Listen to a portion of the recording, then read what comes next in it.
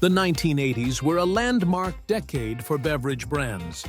Some launched unforgettable successes, while others took risks with odd combinations, strange flavors, and drinks that felt more like chemistry experiments. Chances are you tried at least one of them, but can you remember them all? Let's find out. OK Soda was a Coca-Cola project developed in the late 80s to win over Generation X. With black and white packaging and ironic advertising, it looked more like a cultural manifesto than a soft drink. The idea was bold, different, and even provocative, completely breaking away from the optimistic style of ads at the time. The flavor, however, didn't live up to the concept. Many described OK Soda as a confusing mix of cola and artificial fruit, with no clear identity. The result was disastrous. It never gained popularity and disappeared by 1995. Today, it's remembered as one of Coca-Cola's strangest and most confusing experiments. In the 80s, the chewing gum brand Hubba Bubba decided to turn its flavor into soda. The result was Hubba Bubba Soda, launched in 1987 with the promise of giving kids a fun, different experience. The colorful bottles caught attention, and the idea of drinking bubble gum felt innovative. In practice, though, the taste was overwhelmingly sweet and became sickening fast. Many said it was literally like drinking liquid gum.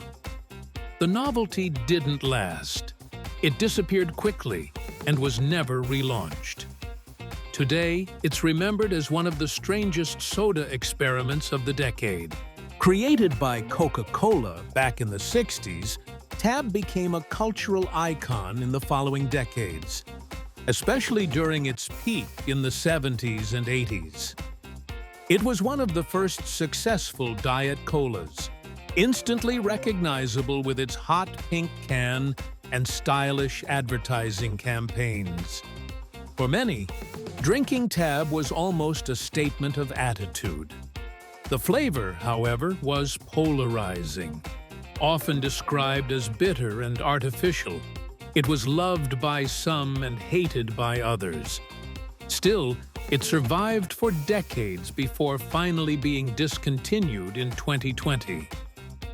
More than just a soda, Tab became a symbol of a generation experimenting with diets and lifestyle trends, leaving a unique nostalgic mark from the 80s. Launched by Pepsi in 1984, Slice promised to be a more natural alternative to traditional sodas. Its big selling point was containing 10% real fruit juice, which was a bold move back then. With flavors like orange, lemon, grape, and apple, and colorful packaging, Slice stood out on supermarket shelves. Despite the promise, the taste was overly artificial and divided opinions. Slice gradually lost market share and was discontinued in the 2000s. In 2018, it returned in a healthier version with organic ingredients and less sugar, adapting to modern consumption habits. In 1988, 7-Up tried to innovate and surprise consumers with 7-Up Gold. But the result was completely unexpected.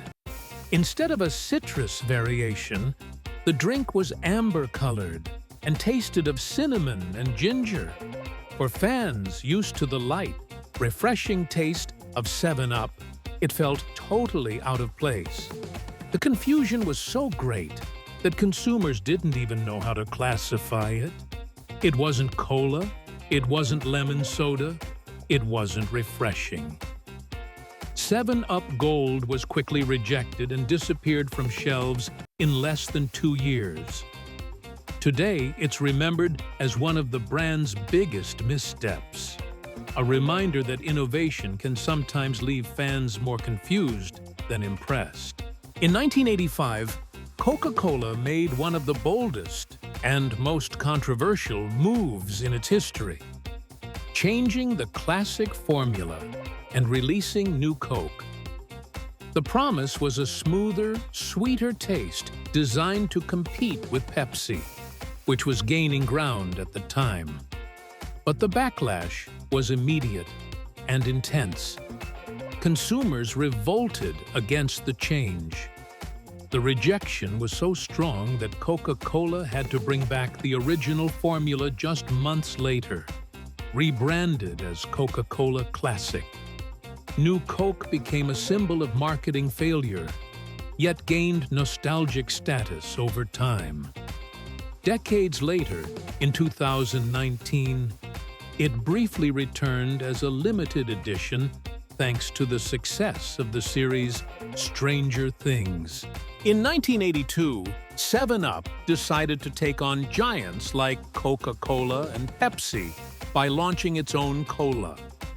The difference was that, like cola, had only half the caffeine of its rivals, meant to attract consumers looking for something lighter.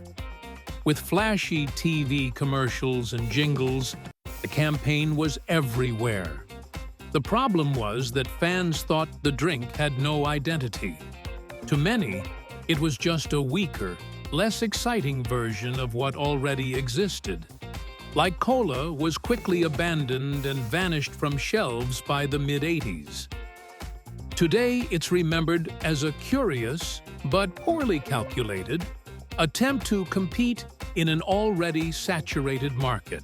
Released by the Dr. Pepper and 7-Up Company in 1982, Querst was meant to be a fun, citrusy soda with colorful branding aimed at young people.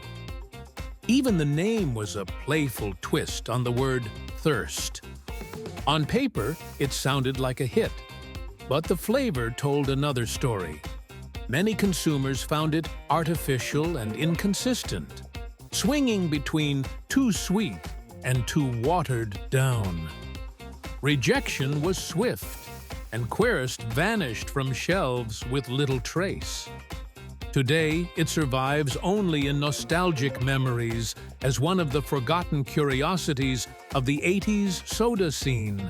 At the end of the 80s, Pepsi tried to break into the morning routine with a daring idea: replace coffee with soda. That's how Pepsi AM was born in 1989, with 25% more caffeine than regular Pepsi. The pitch was simple: all the energy of coffee, but in a cold, fizzy cola. The public, however, wasn't convinced. For most people, starting the day with soda felt odd, and the taste wasn't noticeably different aside from the caffeine boost. Pepsi AM was discontinued by 1990, but it remains one of Pepsi's strangest attempts to reinvent the way we drink in the morning. Crystal Light debuted in 1982 as one of the first powdered diet drinks, riding the rising fitness and low-calorie wave of the 80s. Marketed with bright colors and ads targeting women, it promised refreshing taste without the sugar. At first glance, it seemed way ahead of its time. The problem was that it tasted too artificial, more like a lab experiment than real fruit. Still, the brand survived, reformulating over the years. Today, Crystal Light is still on the market in modern versions, adapting to today's healthier lifestyle trends. But its roots trace back to the bold and experimental 1980s. These 80s drinks didn't work out, and the same happened with many other innovations, like the ones in the video 10 Old Car Features from the 1950s that vanished with time. Go watch it, and let me know what you think.